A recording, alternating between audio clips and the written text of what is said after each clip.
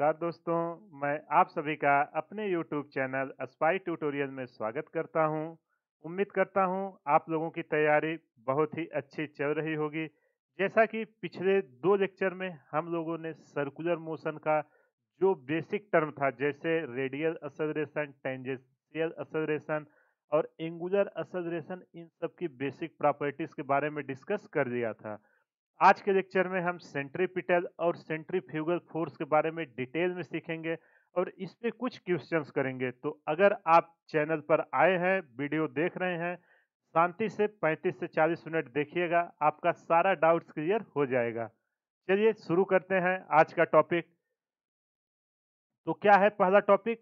Centripetal force. अब देखो, सबसे पहले मैं आपको एग्जांपल के थ्रू दिखाता हूं। आप सभी ने कभी ना कभी ये ट्राई किया होगा कि किसी रस्सी में पत्थर बांध के उसको जब चारों तरफ घुमाते होंगे तो कैसा मोशन करता होगा? एक सर्कल में मोशन करता होगा। तो जो रस्सी पे आपके हाथ द्वारा फोर्स लगाया जाता था उसको खींच के रखता है, उसी को हम बोलते हैं सेंट्रीपिटल फोर्स। और कुछ नहीं है, बस केवल नाम बदल गया है। तो चलिए इसका डेफिनेशन रीड करते हैं, फिर इसका अलग-अलग एग्जांपल के थ्रू डिस्कस करेंगे। तो चलिए डेफिनेशन है क्या?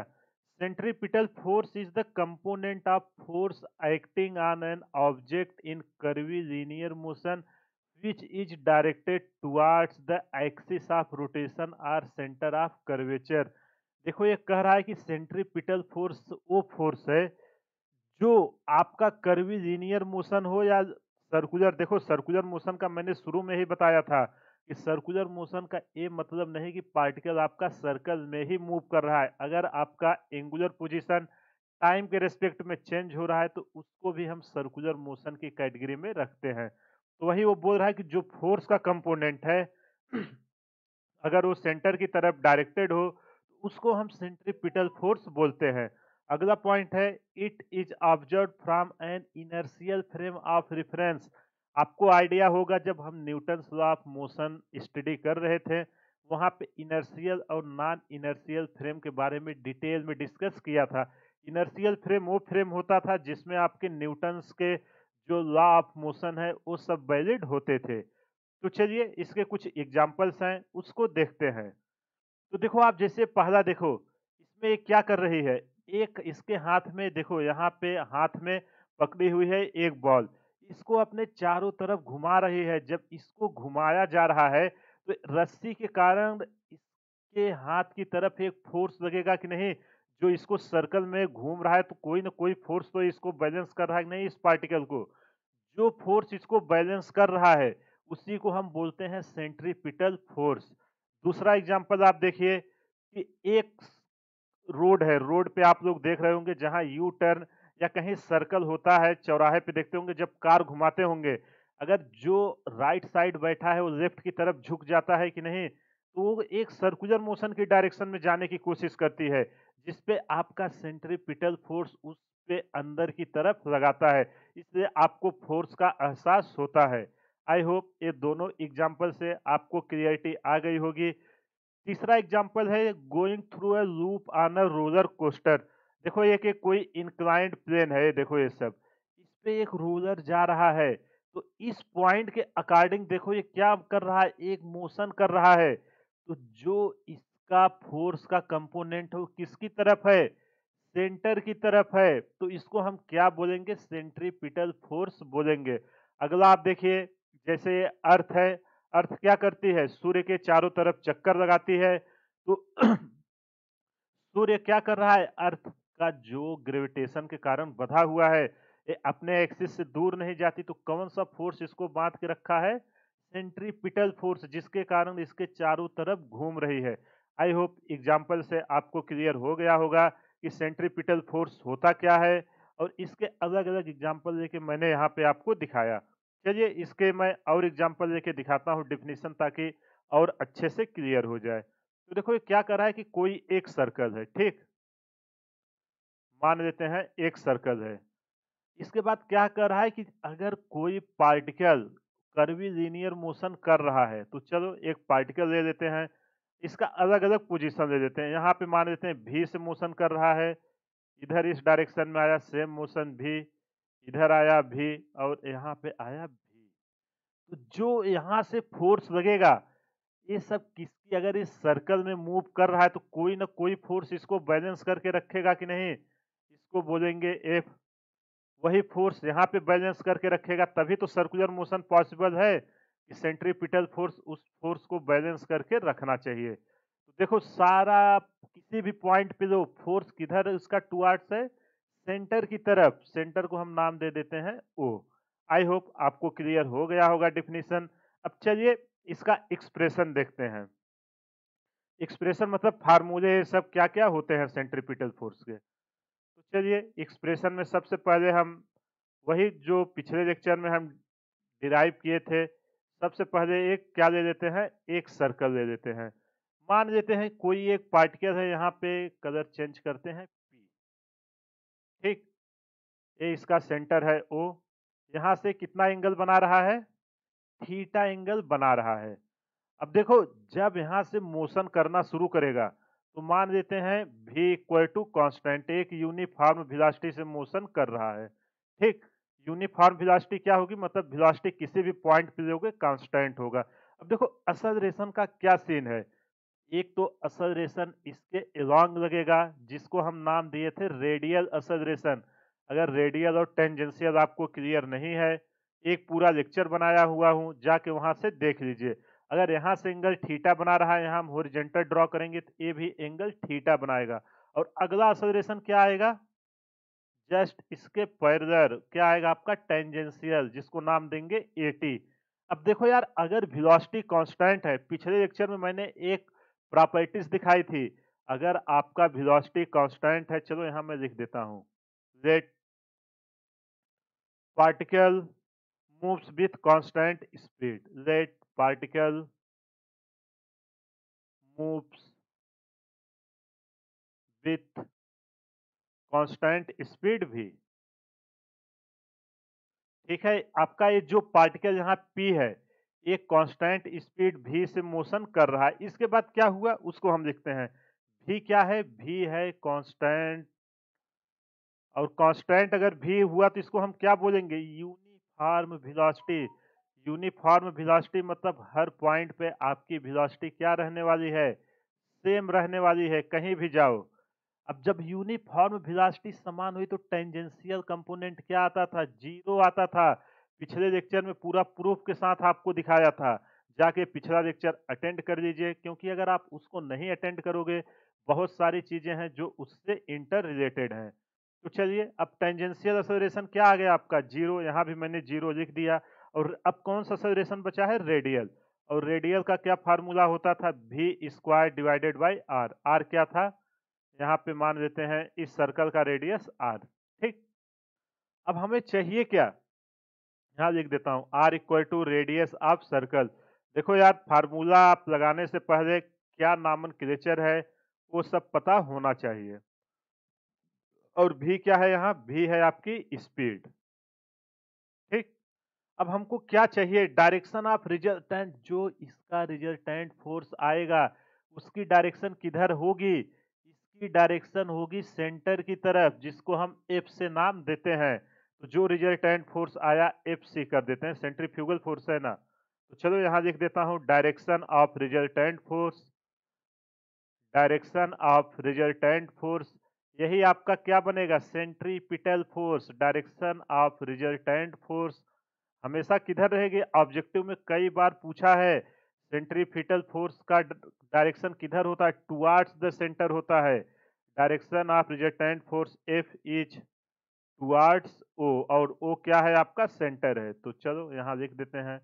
इतना चीजें क्लियर हुई कि नहीं? देखो इसी में से कई बार क्वेश्चन पूछे गए हैं, इसको अच्छे से रखिए। जैसे देखो एक क्वेश्चन बनेगा कि अगर कोई पार्टिकल है सर्कल में यूनिफॉर्म मोशन कर रहा है तो कितने टाइप के एक्सेलरेशन आएगा?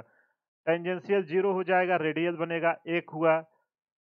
दूसरा पूछेगा कि जो सेंट्रीफ्यूगल फोर्स का डायरेक्शन है उस किधर का एक्ट करता है? वो हमेशा सेंटर की तरफ एक्ट करता है। इसको अच्छे से समझ लेना। तो चलिए अब आगे हम न्यूटन्स का लॉ लगाते हैं और इसको प्रूव करते हैं। According to Newton's law F equal to m a. M है मास, ए है एक्सेलरेशन। मान लेते हैं पार्टिकल का मास कितना था? एम। ठीक, टोटल फोर्स कितना लग रहा है? एक ही लग रहा है जिसको एफसी नाम दिए हैं सेंट्रीफ्यूगल। एम एक्सेलरेशन क्या है? आपका रेडियल एक्सेलरेशन है, रेडियल। उसको क्या नाम देंगे? ए की वैल्यू है v square divided by r. यहाँ से जब निकालेंगे एफ सी की वैल्यू निकल के आएगी m v square by r. ये आया पहला फार्मूला आपका। इस फार्मूले पे कई बार जेई ने डायरेक्ट क्वेश्चन पूछे हैं, इसलिए इसको अच्छे से समझिएगा। अगर कहीं भी कुछ भी डाउट है आप वीडियो को पॉज करिए, एक बार फिर से देखिए, सारा डाउट्स आपका क्लियर हो जाएगा। अब देखो v इक्वल टू क्या होता था? v equal to r omega होता था कि नहीं? यहां लिख देता हूं, v equal to r omega होता था। v equal to r omega होता था। तो चलो हम v की वैल्यू पुट करते हैं, F c equal to M.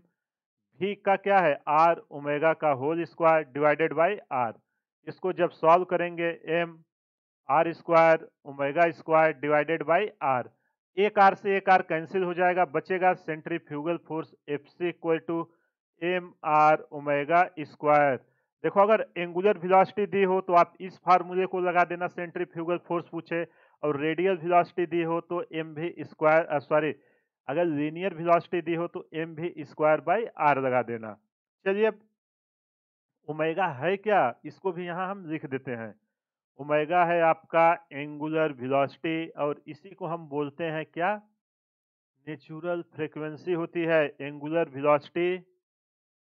और क्या बोलते हैं इसी को? Angular frequency.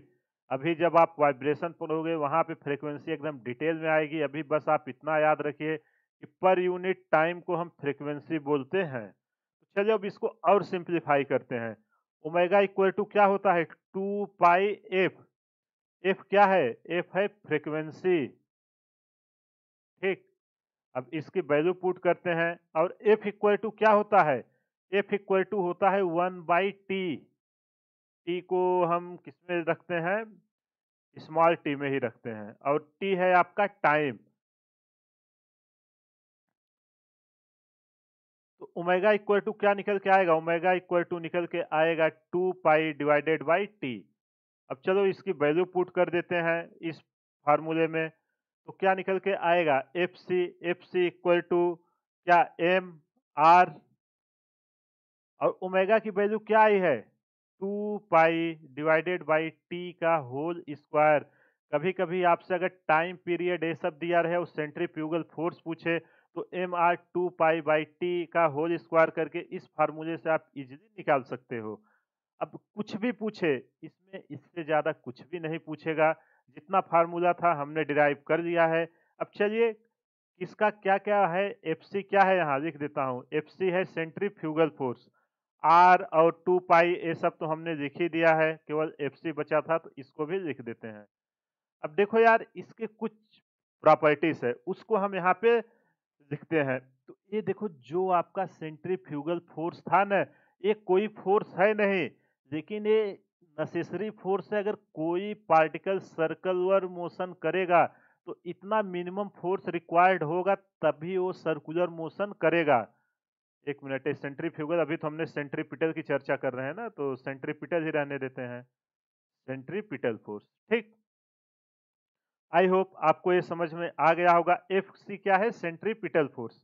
तो चलिए अब यहाँ पे लिखते हैं जो आपका एफ है, यहाँ पॉइंट डाल, एफ सी इज नीडेड। देखो बहुत ही इंपॉर्टेंट पॉइंट है, इस पे ऑब्जेक्टिव में क्वेश्चन पूछेगा, और कई बार डिफरेंट डिफरेंट एंट्रेंस एग्जाम में इसको पूछा गया है। कीप द पार्टिकल,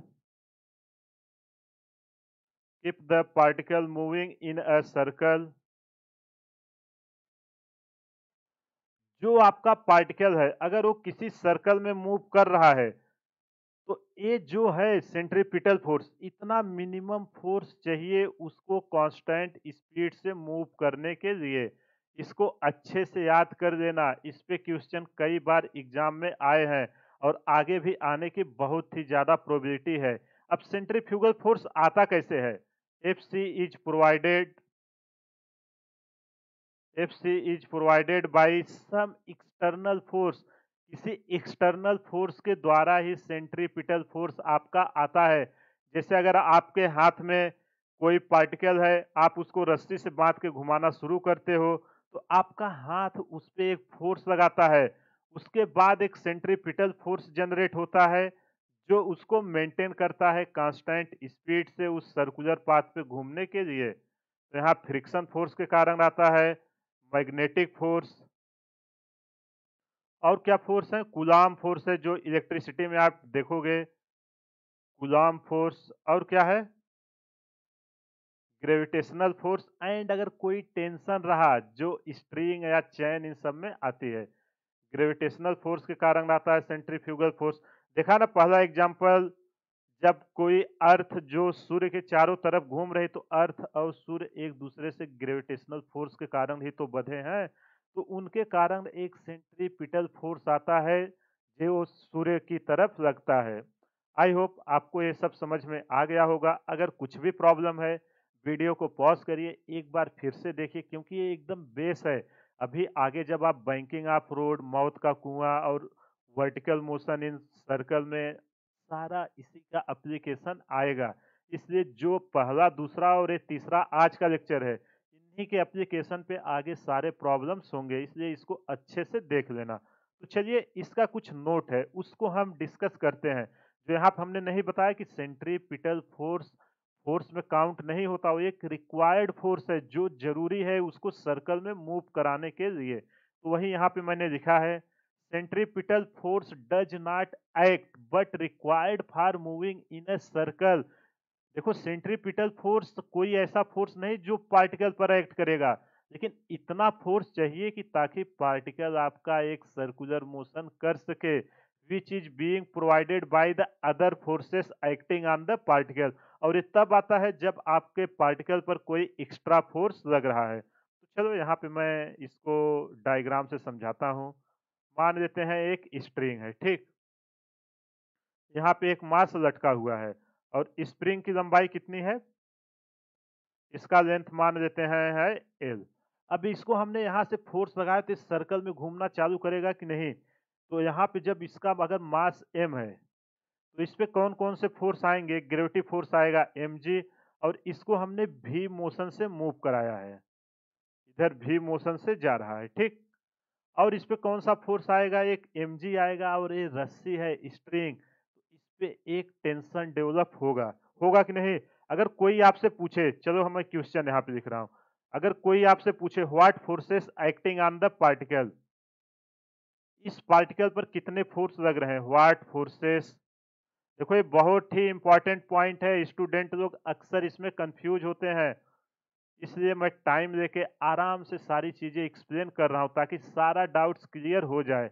अब जब आपसे अगर पूछा गया इस पार्टिकल पर कौन-कौन से फोर्स लग रहे हैं, तो आप क्या देख रहे हो? एक तो इसका ग्रेविटी फोर्स लग रहा है mg, एक ऊपर टेंशन लग रहा है, और बहुत सारे स्टूडेंट होंगे जो सीधा आंसर बोलेंगे कि कितना आंसर करेंगे? 3। कौन-कौन सा फोर्स? बोलेंगे एक टेंशन लग रहा है, दूसरा लग रहा है mg, और तीसरा बोल देते हैं कि सेंट्रीफ्यूगल फोर्स लग रहा है mv स्क्वायर बाई एल, अगर v मोशन से कर रहा है। तो क्या ये पॉसिबल है? इस पे 3 फोर्स लग रहे हैं। यहाँ देखो वही लिखा है, centripetal force does not act, मतलब mv स्क्वायर बाई एल इस पे एक्ट नहीं करता। तो जो आपका आंसर 3 है, वो क्या है? वो आपका रॉन्ग है। तो जो सही आंसर है वो कितना है? कितने फोर्स इस पे कर रहे हैं? आंसर जो आएगा वो आपका निकल के आएगा 2। कौन-कौन से हैं? Only 2 forces acting. कौन-कौन से? एक टेंशन T है और दूसरा mg है। अब T और mg के कारण ही T and mg acting on the particle, यहाँ पे लिख देता हूँ, T and mg acting on the particle. देखो, ये बहुत ही इंपॉर्टेंट टॉपिक है। यहाँ पे स्टूडेंट अक्सर कंफ्यूज हो जाते हैं, उस सेंट्रीपिटल फोर्स को भी गिन लेते हैं फोर्स में, कि पार्टिकल पे वो भी एक्ट कर रहा है, लेकिन वो नहीं एक्ट करता। अब अगला जो mv स्क्वायर बाई एल है, वो आखिर है क्या? mv स्क्वायर बाई एल ये करता क्या है? Required for circular motion. ये आपका काउंट नहीं होगा, लेकिन ये जरूरी है, रिक्वायर्ड फॉर सर्कुलर मोशन। इसको अगर ना समझ में आए, वीडियो को पॉज करके एक बार फिर से देख लेना। Required for circular motion which is provided by, ये किसके कारण आता है? Which is provided by t and mg। which is provided by tension T and weight mg। I hope आपको ये सारी चीजें क्लियर हो गई होंगी कि इस पे कितना फोर्स लग रहा है। केवल 2 फोर्स लग रहा है, गलती से भी 3 फोर्स मत बोल देना। एग्जामिनर, अगर आप लोग 12th के एग्जाम अभी दे रहे होंगे, प्रैक्टिकल में कई बार एग्जामिनर ये सवाल पूछ लेता है, इसलिए अच्छे से प्रिपेयर करना इसको। और कई बार तो जेई भी पूछा है, 1 या 2 बार, जाके आप देख लेना। इसके बाद यूपी टीयू ये सब के जो एंट्रेंस एग्जाम होते हैं या पॉलिटेक्निक के, उसमें कई बार इस कॉन्सेप्ट पे क्वेश्चन आए हुए हैं। इसलिए फ्यूचर में इस पे फिर से ये क्वेश्चन आने की प्रोबेबिलिटी ज़्यादा है, इसलिए अच्छे से इसको सीखिए। अब चलो इसका न्यूमेरिकल देखते हैं कैसे बनाते हैं। अब resultant of t and m g क्या है आपका? यहाँ पे resultant of tension t and weight m g is क्या है आपका? Centripetal force. सेंट्रीपिटल फोर्स कितना है? M v square by r. R यहाँ क्या है? लेंथ, वही रेडियस है। और ये किसकी तरफ एक्ट कर रहा है? टुवार्ड्स ओ। ओ मतलब क्या है आपका यहाँ पे? ये सेंटर, अगर देखो यहाँ वेलोसिटी लगाओगे, ऊपर से जाते जाते एक ऐसा सर्कल बनाएगा कि नहीं, वही यहाँ पे बात हो रही है। तो चलो अब इसको हम क्या करेंगे, summation of F equal to क्या होता है? M a. तो यहाँ पे कौन कौन से फोर्स हैं? ऊपर जा रहा है ना वेलोसिटी इधर, तो क्या आएगा? T minus m g equal to m. Acceleration कौन सा है? देखो वेलोसिटी आपका रेडियल कर रही है, वो कांस्टेंट है, तो ओनली आपका कौन सा एक्सेलरेशन आएगा? रेडियल एक्सेलरेशन, मतलब वी स्क्वायर बाई आर, और आर की वैल्यू है एल। यहाँ से आपसे टी या एम जी कुछ भी पूछे, आप उसको इजीली निकाल सकते हो। बस सेंट्रीपिटल फोर्स को भी लगा के फोर्स में मत बैलेंस करना, नहीं तो आप क्वेश्चन यहाँ पे गलत कर दोगे। इस प्रोसेस को याद रखना, इस पे एग्जाम में क्वेश्चन आने की प्रोबेबिलिटी बहुत ही ज्यादा है। तो अगर आप सेंट्रीपिटल फोर्स समझ गए, तो सेंट्रीफ्यूगल में कुछ भी नहीं है। सेंट्रीफ्यूगल जस्ट उसका अपोजिट होगा, मैग्नीट्यूड सब कुछ सेम रहेगा, केवल उसका डायरेक्शन चेंज हो जाता है। तो चलिए उसको आगे डिस्कस करते हैं। चलो, सेंट्रीपिटल फोर्स के बारे में जितनी चीजें थी, जितने फार्मूले थे, सारा कुछ हमने डिस्कस कर दिया है। अब आते हैं सेंट्रीफ्यूगल फोर्स की तरफ। अब सबसे पहले इसके डिफिनीशन को रीड करते हैं, फिर एग्जाम्पल के थ्रू एक एक पॉइंट समझेंगे। Centrifugal force is a pseudo force. देखो स्यूडो फोर्स है। स्यूडो फोर्स अगर आपने न्यूटन लॉ ऑफ मोशन में देखा होगा, एक केवल एक इमेजिनरी फोर्स होता है, एक्चुअल में कोई फोर्स नहीं होता। In a circular motion which acts along the radius and is directed away from the circle, center of the circle। देखो इस पॉइंट को याद रखना, वहां टुवार्ड्स था, यहाँ अवे है। जो आपका ये पॉइंट है सेंटर से दूर की तरफ है, एक्ट करेगा। दूसरा पॉइंट है it is observe from a non inertial frame. जैसे न्यूटन लॉ ऑफ मोशन में हमने जब कोई नॉन इनर्शियल फ्रेम होती थी, लिफ्ट वाला प्रॉब्लम याद होगा, तो वहां पे हम एक स्यूडो फोर्स लगा के उसे इनर्शियल फ्रेम में कन्वर्ट करते थे। ऐसे ही सेम अगर नॉन इनर्शियल फ्रेम का प्रॉब्लम आता है, उस पे हम सेंट्रीफ्यूगल फोर्स लगा के उसको इनर्शियल फ्रेम में कन्वर्ट करके फिर न्यूटन लॉ ऑफ मोशन के जितने फार्मूले हैं सारे उस पर वैलिड हो जाते हैं। आई होप आपको समझ में आ गया होगा। अगला point, centrifugal force is equal in magnitude and dimension with another force centripetal that act towards the centre of a circular path. देखो ये कह रहा है कि जो सेंट्रीफ्यूगल फोर्स है वो आपका मैग्नीट्यूड और डायमेंशन में सेंट्रीपिटल फोर्स के ही बराबर होगा, जो आपका सेंटर की तरफ एक्ट करता था। बस इसमें डिफरेंस ये होगा कि सेंटर से अवे एक्ट करेगा। तो चलिए एग्जाम्पल के थ्रू देखिए, कोई एक पार्टिकल है जिसका मास है m, एक इस सर्कल में मोशन कर रहा है जिसका सेंटर मान लेते हैं O है। तो देखो जब ये पार्टिकल एक वेलोसिटी से मूव कर रहा है इस पे, और ये सारा एक नॉन इनर्शियल फ्रेम में हो रहा है। नॉन इनर्शियल फ्रेम में आपका ऑब्जर्वर और ऑब्जेक्ट दोनों मूव करते थे ना। अगर आपको कोई भी डाउट हो या डिटेल में देखना हो, लॉ ऑफ मोशन के प्लेलिस्ट में जाइए, वहां पे मैंने पूरा डिटेल में उस चीज को डिस्कस किया हुआ है। देखो जब ये पार्टिकल मूव कर रहा है कांस्टेंट वेलोसिटी, इसके बाहर एक फोर्स लग रहा है जिसको हम बोलेंगे सेंट्रीफ्यूगल फोर्स, इसको भी दिखाएंगे एफसी से। अब क्या बोल रहा है कि इसका जो डायमेंशन, यूनिट सब कुछ सेम होगा, केवल क्या चेंज होगा? डायरेक्शन चेंज होगा। इसमें देखो सेंट्रीफ्यूगल का डायरेक्शन क्या था? अवे द सेंटर था। देखो सेंटर की तरफ एक्ट कर रहा था, लेकिन यहाँ पे किधर एक्ट कर रहा है, सेंटर से अवे एक्ट कर रहा है, वहाँ टुवर्ड्स द सेंटर था।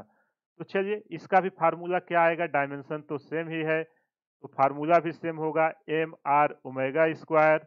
सारी चीजें वही होंगी जो वहां पे हमने फार्मूले डिस्कस किए थे, केवल डिफरेंस क्या होगा, अवे फ्रॉम द सेंटर,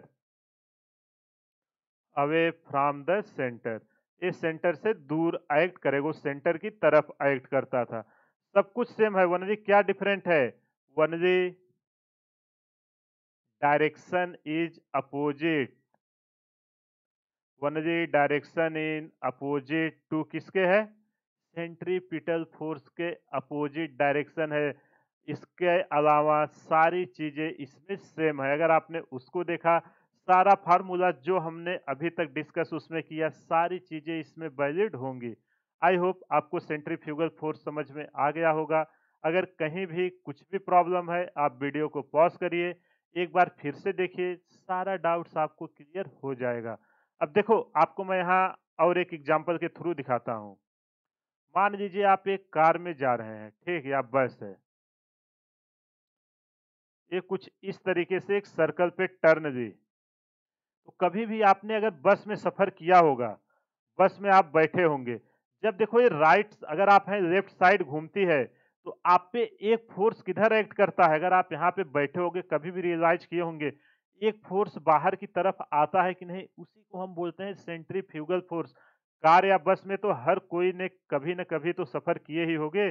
जब वो कभी टर्न लेती है रोड पे, तो अक्सर अगर वो आप लेफ्ट की तरफ टर्न देगी, आप किधर झुकते हो, राइट की तरफ, तो क्या आता है आप पे, एक सेंट्रीफ्यूगल फोर्स ही एक्ट करता है। आई होप आपको समझ में आ गया होगा। चलिए अब इस पे कुछ क्वेश्चंस करते हैं जो हमने अभी तक सीखा, ताकि आइडिया आ जाए एग्जाम में क्वेश्चन कैसे आते हैं।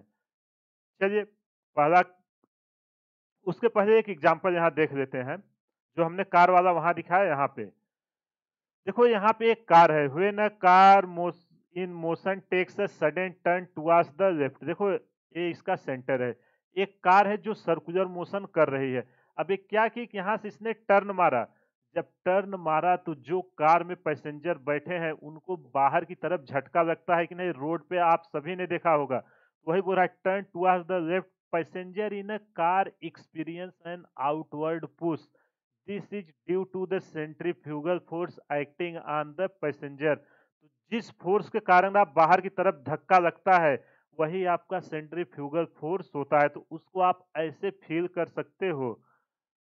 आई होप आपको एग्जाम्पल क्लियर हो गया होगा। देखो ये कार है जो सर्कुलर ट्रैक पे घूम रही है, जैसे ही लेफ्ट की तरफ घूमी, इसके अंदर जो पैसेंजर बैठे हैं उन्हें आउटवर्ड की तरफ एक फोर्स लगेगा, जिसको हम क्या बोलते हैं, सेंट्रीफ्यूगल फोर्स बोलते हैं। तो चलिए अब इस पे कुछ क्वेश्चंस करते हैं, ताकि अंडरस्टैंडिंग अच्छे से क्लियर हो जाए। तो ये रहा पहला क्वेश्चन, क्वेश्चन को अच्छे से रीड करिए, जितना हमने अभी तक सीखा है कॉन्सेप्ट में, उसमें फॉर्मेटिंग करने की कोशिश कीजिए, फिर देखिए आप इजीली इसको सॉल्व कर लोगे। रट्टा मत मारिएगा। देखो यहाँ पे अगर आप हमारे साथ स्टडी कर रहे हो, इस चैनल का एक ही कॉन्सेप्ट है कि यहाँ पे कॉन्सेप्ट सिखाए जाते हैं, न कि रटाए जाते हैं, इसलिए अच्छे से सारी चीजों को आप सीखिए। देखो कह क्या रहा है, a string breaks under a load of 4.8 kg, a mass of 0.5 kg is attached to one end of the string 2 meter long and is rotated in a horizontal circle. Calculate the greatest number of revolution that the mass can make without breaking the string. देखो बहुत easy question है, इसमें कह क्या रहा है, एक string है, ठीक, चलो एक स्ट्रिंग मान लेते हैं। इसमें बोल रहा है कि जब ये मैक्सिमम कितना सह सकता है, एम इक्वल टू 4.5 केजी का अगर हम मास लटकाएंगे कोई, तो ये रस्सी क्या होती है, इसके बाद एक टूट जाती है। तो अगर इस पे फोर्स टी लग रहा है, मतलब एफ, तो अगर ये 4.8 केजी है, नीचे कितना आएगा, 4.8 जी, यही आएगा कि नहीं फोर्स, जो ये रस्सी का टेंशन है ना। तो चलो इसको मैं टी से लिख देता हूँ। अब जो जो डेटा दिया है आप देखिए समझिए, m इक्वल टू पहले आपको दिया है 4.8 केजी, चलो इसको M1 मान लेते हैं। M2 दिया है आपको कितना 0.5 केजी और इस रस्सी की लेंथ सेम रह रही है। इसको क्या नाम दे दें? R दे देते हैं रेडियस के टर्म में 2 मीटर। अब इसको क्या करते हैं कि 4.8 केजी को हम हटा के 2 पॉइंट इसको हटा के क्या करूँगा? अब एक वेट लगाया जा रहा है जिसका मास है 0.5 केजी। m इक्वल टू 0.5 केजी। अब इसको एक सर्कल में घुमाया जा रहा है। यहाँ से जब हम एक फिक्स पॉइंट O है, यहाँ से इसको इस डायरेक्शन में से घुमाया जा रहा है, ठीक? जब इसको घुमाएँगे तो पूरा एक सर्कुलर पाथ फॉलो करेगा कि नहीं? वही पूछ रहा है जब इसको हम घुमाएँगे, तो मैक्सिमम कितना रिवॉल्यूशन करेगा 1 मिनट में मतलब रिवॉल्यूशन पर मिनट, वही आपसे पूछ रहा है। तो चलिए जो डेटा दिया है उससे निकालते हैं। अब देखो जब हमें पहला केस दिया है कितने पे ब्रेक हो रहे हैं 4.8 केजी पे। क्वेश्चन आप सोचोगे कैसे वो मैं टेक्निक सिखा रहा हूँ। तो सबसे पहले हम किसी तरह रस्सी का टेंशन निकाल दें फिर हम अगले स्टेप पे जाएँगे। तो चलिए मैक्सिमम टेंशन जो टी मैक्स आएगा रस्सी आपका कितना बियर कर रही है अगर 4.8 जी और जी की वैल्यू है कितनी हम ले लेते हैं 9.8 न्यूटन। ये आपका आया टी मैक्स। इससे ज्यादा अगर टी मैक्स हुआ तो रस्सी आपकी टूट जाएगी। इससे कम ही आपको टी की वैल्यू रखनी है। अब चलो आगे मान लेते हैं जो नंबर ऑफ रिवोल्यूशन है द मैक्सिमम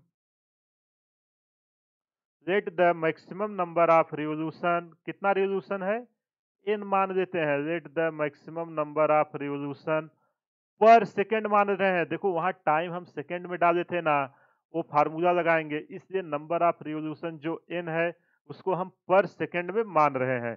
तो अगर एक सर्कुलर पाथ फॉलो कर रहा है तो कितना फोर्स चाहिए इसको बैलेंस करने के लिए t जो इसका टेंशन है टी मैक्स और ये किसके बराबर होगा आपका एफ सी सेंट्रीफ्यूगल फोर्स के बराबर होगा कि नहीं। तो चलो यहाँ से हम क्या लिख सकते हैं t max equal to m r omega square जो हमने फार्मूला अभी सीखा। और हमें क्या दिया है देखो 2 मीटर मांगे सेकेंड में वैल्यू निकाल रहे हैं तो ओमेगा इक्वल टू क्या डालेंगे omega equal to 2 pi n. ये फार्मूला होता है हमने पीछे लेक्चर में आपने देखा होगा ओमेगा की डिफरेंट डिफरेंट वैल्यू पुट करके रखी हुई है। तो चलो इसको पुट करते हैं। जब इसको हम सॉल्व करेंगे तो क्या निकल के आएगा t max equal to 4 pi square और क्या आएगा एम आर यहाँ पे किसका किसका स्क्वायर है 2 का 4 हो जाएगा पाई का pi square into n square. हमसे किसकी वैल्यू पूछी जा रही है एन की। तो n square equal to t max divided by 4 pi square m r. यहाँ तक कुछ डाउट है तो बोलो। और यहाँ पे एम जो है M2 है क्योंकि अब हम कितने का मास लगा दिए हैं 0.5 केजी का। तो चलो सबकी वैल्यू पुट करते हैं 4.8 टी मैक्स की इंटू 9.8 डिवाइडेड बाई 4 पाई की वैल्यू कितना डालें जब पाई स्क्वायर करोगे निकल के आएगा 9.87। 9.87 इसको मैंने सॉल्व किया इसलिए डायरेक्ट वैल्यू पुट कर रहा हूँ। मास है 0.5 और लेंथ रस्सी की जो वही रेडियस बनेगी कितना है 2 मीटर। जब हम यहाँ से सॉल्व करेंगे तो एन स्क्वायर निकल के आएगा 1.215। अब एन स्क्वायर है इसका स्क्वायर रूट ले लीजिए 1.215। यहाँ से जब स्क्वायर रूट लेंगे निकल के आएगा 1.102। ये अभी क्या आया है आरपीएस रिवोल्यूशन पर सेकेंड आया है और हमको रिवोल्यूशन पर मिनट में चाहिए। तो उसके लिए हम क्या करेंगे इनमें 1 मिनट में कितने सेकंड होते हैं 60 सेकंड। तो 1.102 इंटू 60 जब इसको हम सॉल्व करेंगे निकल के आएगा 66.13 आरपीएम। अगर इस रॉड में हम 0.5 केजी का मास लगा के 66.13 रिवोल्यूशन पर मिनट कराएं तो हमारा रस्सी टूटेगा नहीं। आई होप आपको ये क्वेश्चन समझ में आ गया होगा। अगर कहीं भी कुछ भी डाउट है वीडियो को एक बार पॉज करिए फिर से देखिए सारा डाउट्स आपका क्लियर हो जाएगा। अगर आपने कॉन्सेप्ट सीखा होगा तो कुछ भी डाउट आपको नहीं आएगा। चलिए अगला क्वेश्चन करते हैं। ये भी एक अच्छा क्वेश्चन है ध्यान से देखिए सारा डाउट्स आपका क्लियर हो जाएगा। देखो ये कह क्या रहा है a ball of mass 0.1 KG is suspended bye a string 30 centimeter long. Keeping the string always taut, the ball describes a horizontal circle of radius 15 centimeter. Calculate the angular speed. देखो ये कह क्या रहा है, ऐसे एक रस्सी लटकी हुई है, इस पे एक 0.1 केजी का मास लगाया गया है। इसके बाद ये बोल रहा है कि जब हम इस पे घुमाना शुरू करते हैं और रस्सी हमेशा टाइट रहे, तो 15 सेंटीमीटर की रेडियस में ऐसे घूमना शुरू कर देता है। तो आपसे किस एंगुलर स्पीड से घूम रहा है वही आपसे पूछ रहा है। तो चलिए पहले डायग्राम बनाते हैं, तब सारी चीजें क्लियर होंगी। यहाँ से क्या मान लेते हैं, एक रस्सी है, ठीक, जो हमेशा टाइट रहेगी। इस पे मास कितना लगा है, यहाँ पे लिख देते हैं। इस पे मास m है आपका 0.1 केजी और इस रस्सी की लंबाई कितनी है, 30 सेंटीमीटर, यहाँ से यहाँ तक। अब ये हमेशा टाइट रहेगी। जब यहाँ से टाइट है तो ये क्या कर रही है, एक सर्कुलर मोशन करना शुरू कर दे रही है, कुछ इस तरीके से। ये ऐसे सर्कुलर मोशन एक शुरू कर दे रहे हैं। रुको एक मिनट, इसको इरेज करके पहले वो ड्रॉ कर देते हैं, फिर इसको हम बनाते हैं। देखो क्वेश्चन को अगर आपने विजुलाइज अच्छे से कर दिया, कैसा भी आपसे क्वेश्चन पूछे आप उसको इजीली कर दोगे। अब आप ध्यान से देखो, अगर यहाँ से 30 सेंटीमीटर बना रहा है, यहाँ से मैं एक परपेंडिकुलर डालता हूँ, ठीक। ये कितने रेडियस में मोशन कर रहा है, ये आपका 15 सेंटीमीटर रेडियस में मोशन कर रहा है। और कैसा कर रहा है, सर्कुलर कर रहा है ना, तो इसका ये सेंटर होगा।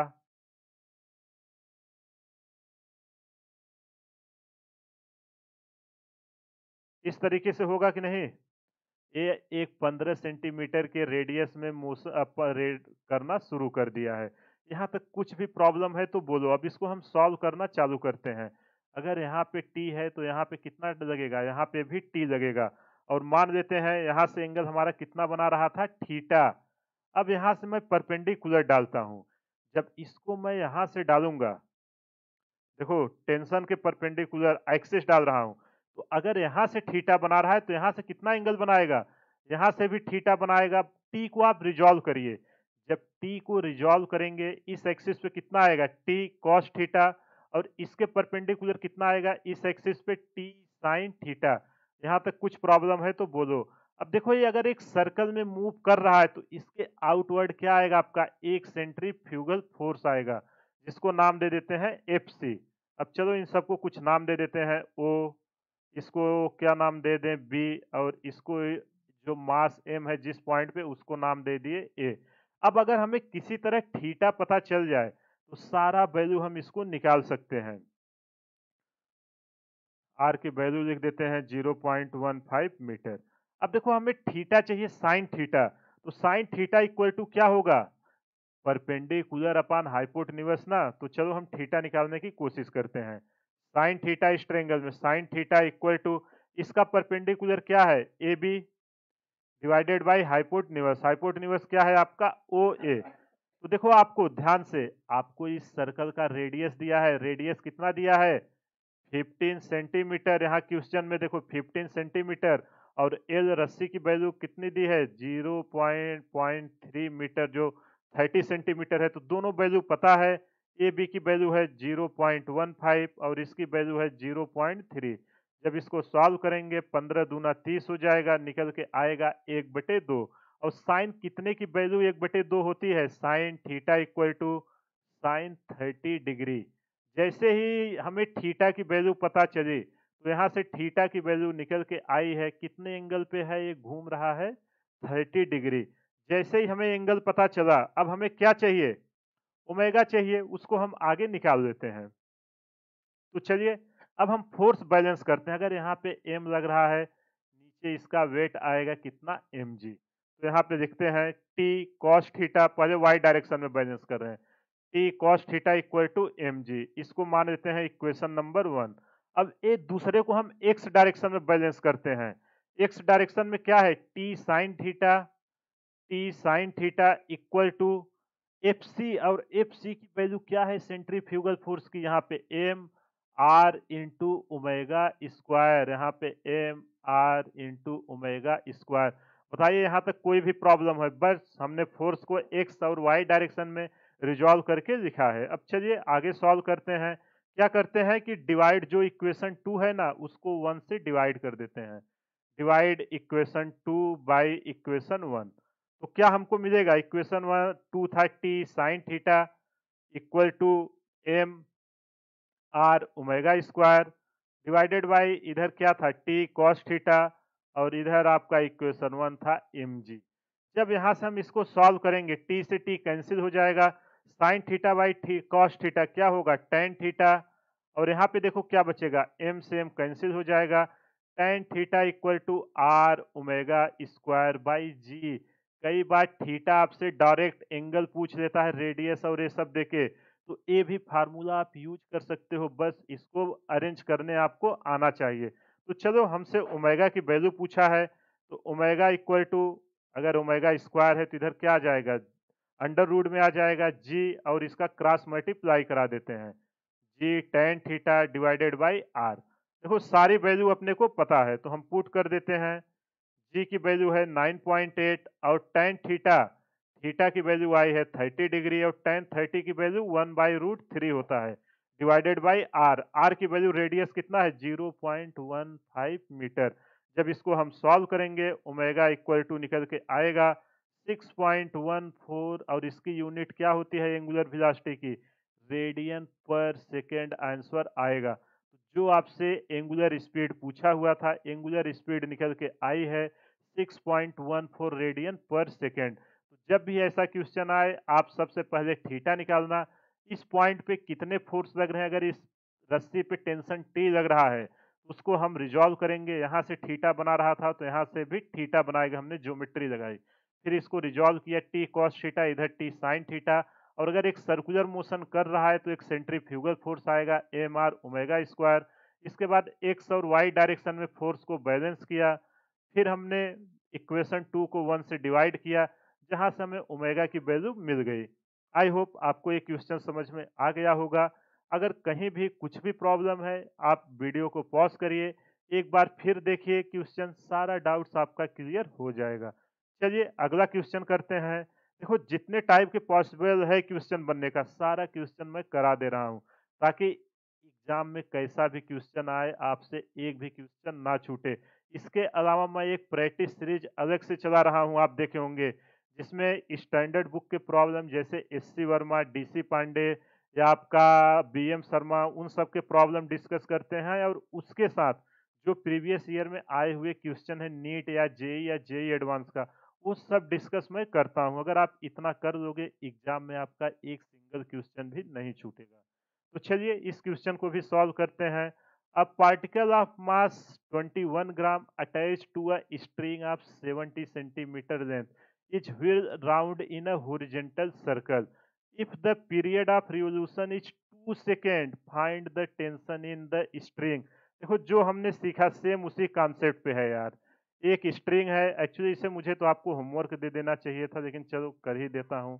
क्या क्या दिया है सबसे पहले इसका मास दिया है 21 ग्राम। हम आंसर आपसे जो पूछा है ना टेंशन वो डाइन में पूछा है, याद रखना यहाँ लिखाना हूँ आंसर डाइन में देना है। तो सारी यूनिट हम ग्राम और सेंटीमीटर में ही रखते हैं। यहाँ से यहाँ जो इस रस्सी की लेंथ दी है एल, एल कितनी दी है आपकी l equal to 70 centimetre. L बोलो या आर बोलो, चलो आर लिखते आ रहे हैं तो आर ही लिख देता हूँ। R equal to 70 centimetre. ठीक, आर इक्वल टू 70 सेंटीमीटर और टाइम पीरियड कितना ले रहा है एक राउंड मारने में ले रहा है 2 सेकेंड। आपसे पूछ रहा है इस रस्सी पे कितना टेंशन आएगा उसको बताना है। तो चलो इस पे मान लेते हैं टेंशन कितना आएगा टी। जब ये यहाँ से घूमना चालू किया तो इस पे देखो क्या क्या आएगा, एक फोर्स नीचे लगेगा एम जी वही लगेगा कि नहीं। तो हमने इसका फार्मूला पढ़ा है एम जी, ये आएगा और ऊपर क्या आएगा सेंट्रीफ्यूगल फोर्स जो इसको बैलेंस करेगा। जब इसको हम एक मिनट अगर इसका हम मास को यहाँ इतना कम है छोटा उसको नेग्लेक्ट कर देंगे एम जी क्योंकि ग्राम में है तो यहाँ पे हम उसको नहीं कंसीडर करके केवल क्या ले रहे हैं centrifugal force T equal to F C. ठीक, तो टेंशन टी इक्वल टू क्या निकल के आएगा एफ सी और एफ सी की वैल्यू है आपका एम आर ओमेगा स्क्वायर। ये समझ में आया कि नहीं? एक और फार्मूला ओमेगा इक्वल टू क्या है अगर टाइम पीरियड के टर्म में आए? T equal to m r, omega की value 2 pi by T, T equal to m r into 2 pi divided by T का होल स्क्वायर। देखो, एम भी दिया है, आर भी दिया है, टी भी दिया है, बस हमें वैल्यू पुट करनी है, सीधा आंसर हमको मिल जाएगा। टाइम में चाहिए तो मास को ग्राम में रखेंगे और लेंथ जो है उसको सेंटीमीटर में रखेंगे। एम की वैल्यू 21 ग्राम, आर की वैल्यू 70 इंटू 2 पाई, 2 इंटू पाई की वैल्यू कितना रखेंगे? 22/7 और इंटू टाइम पीरियड आपका कितना है? 1/2, इसका होल स्क्वायर। जब इसको हम सॉल्व करेंगे तो टेंशन टी की वैल्यू निकल के आएगी 14,520 डाइन।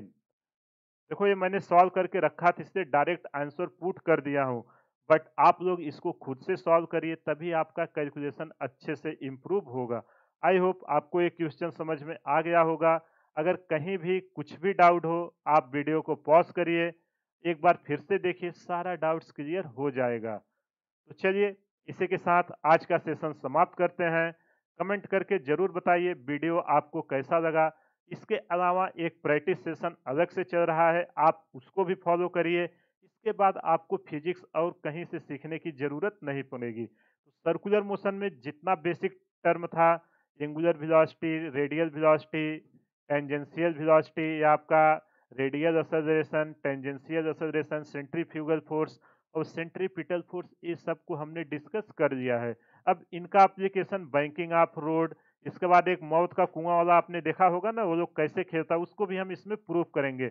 या किसी रोड पे आप बाइक को टर्न मार रहे हो तो स्पीड कितना होना चाहिए कि सफिशिएंट जा सको, वो सब प्रॉब्लम को आगे आने वाले लेक्चर में एक एक करके डिस्कस करेंगे। लेकिन उन सब के लिए जो अभी तक 3 लेक्चर हुआ है, ये उसके फंडामेंटल हैं। इसको अच्छे से करके रखिएगा। अगर एक बार में नहीं समझ में आया है, तो आप एक बार और देखिए। डेफ़िनेटली अगर आप ध्यान से देखोगे तो सारी बातें आपको समझ में आ जाएँगी। तो चलिए, इसी के साथ सेशन समाप्त करते हैं। अगर आपको इसका पीडीएफ चाहिए, तो मैं हर वीडियो के डिस्क्रिप्शन में टेलीग्राम लिंक दे देता हूँ। सारा स्लाइड आप वहाँ से जाके पीडीएफ फॉर्मेट में डाउनलोड कर सकते हो। इसके अलावा अगर आपका कोई भी क्वेश्चन है, आप टेलीग्राम में डालिए, मैं आपको वहाँ पे उसका सॉल्यूशन ज़रूर प्रोवाइड करूँगा। तो चलिए, सेशन समाप्त करते हैं। अगर आप चैनल पर पहली बार आए हैं, चैनल को सब्सक्राइब कर दें, बेल आइकन को ऑन कर दें, ताकि मैं जैसे ही कोई वीडियो डालूँ, सबसे पहले नोटिफिकेशन आपके तक जाए। हमारे चैनल को ज़्यादा से ज़्यादा शेयर करें, सब्सक्राइब करें व लाइक करें। Thank you.